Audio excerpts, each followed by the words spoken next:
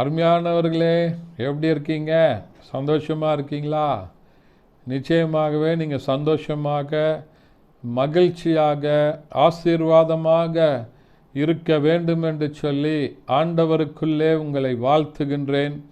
ஆண்டவர் உங்களை ஆசீர்வதித்து வழி நடத்துவதற்கு உண்மையுள்ளவராய் இருக்கிறார்.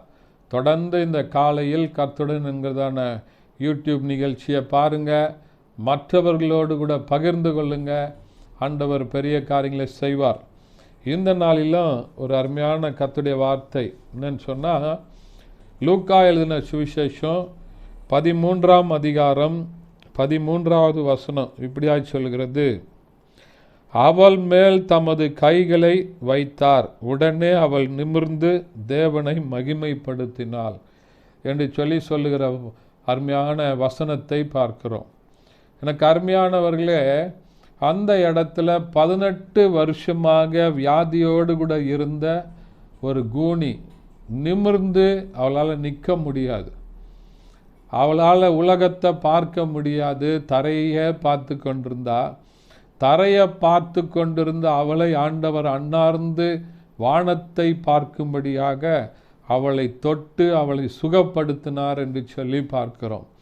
இந்த வார்த்தைகளை கேட்டுக்கொண்டிருக்கிற எனக்கு அருமையானவர்களே, உங்களுடைய வாழ்க்கையிலும் ஏதோ ஒரு பிரச்சனை என்னுடைய வாழ்க்கையில் என்னை அப்படியே போட்டு அமுக்குது, என்னால் நிமிர்ந்து நிற்க முடியல, என்னால் இந்த காரியங்களை இத்தனை வருஷமாக நான் போராடி கொண்டிருக்கிறேன், எவ்வளவோ காரியங்களை நான் செய்து பார்த்துட்டேன், என்னுடைய வாழ்க்கையில் விடுதலை இல்லை, என்னுடைய வாழ்க்கையில் சமாதானம் இல்லை, என் வாழ்க்கையில் ஆசீர்வாதம் இல்லை அப்படின்னு சொல்லி ஏங்கி கொண்டிருக்கீங்களா?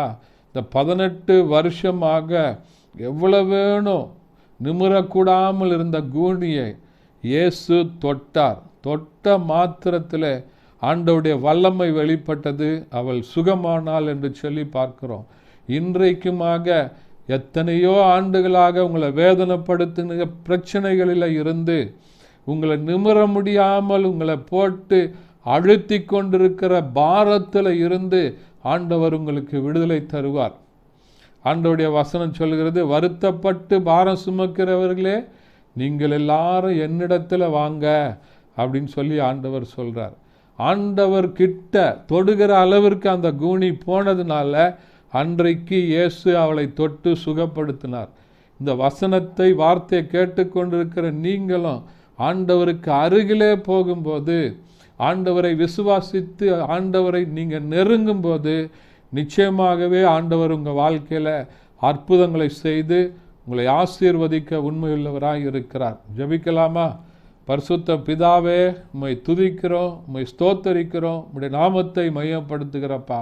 ஆண்டவரை 18 வருஷமாய் நிமிரக்கூடாமல் இருந்த கூனியை தொட்டீர் ஆண்டவரை.